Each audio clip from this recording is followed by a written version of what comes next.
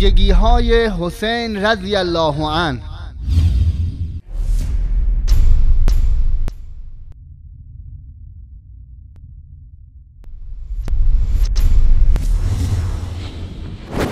لأن الحسين سلام الله عليه شخصية استثنائية، شخصية الله سبحانه وتعالى أعطاها ما لم يعطي أحدا غيرها، حتى الأنبياء حتى الأوصياء. الإمام الحسين مخصوص بخصائص لم ينلها لا ملك مقرب ولا نبي مرسل. وقتی حسین رضی الله عنه ویژگی هایی دارد که حتی پیغمبران به آن نمیرسند، پس چرا ویژگی های او در قرآن کریم ذکر نشده است؟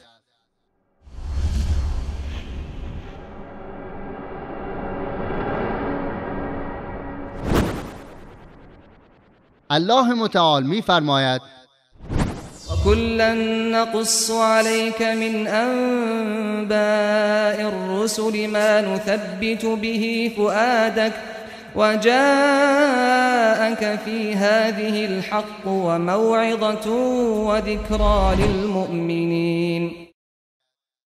و از اخبار پیامبران تمام آنچه را که بدان نیاز داری بر تو می‌خوانیم تا دلت را بدان استوار بداریم.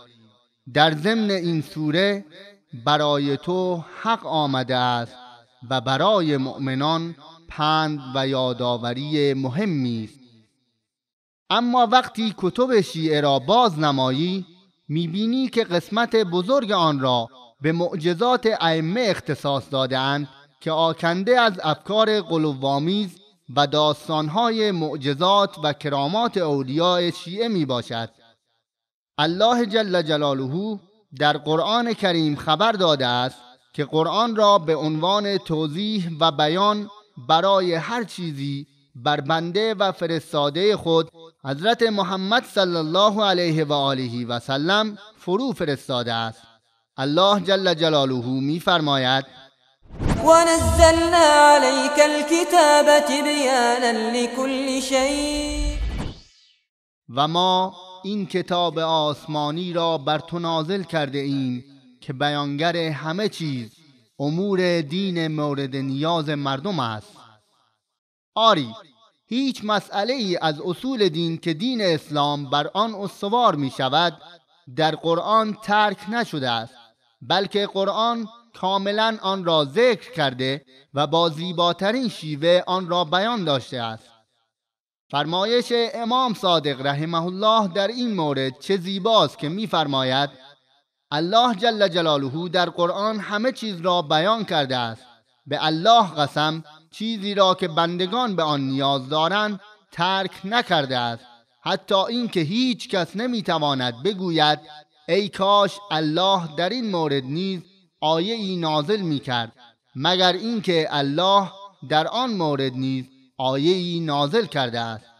مراجعه شود به کتاب الکافی جلد 1 صفحه 59 روایت شماره 1 و تفسیر قمی جلد 2 صفحه 452. آیا عجیب نیست که قرآن یک بار از جهاد و بعد از صلح سخن بگوید؟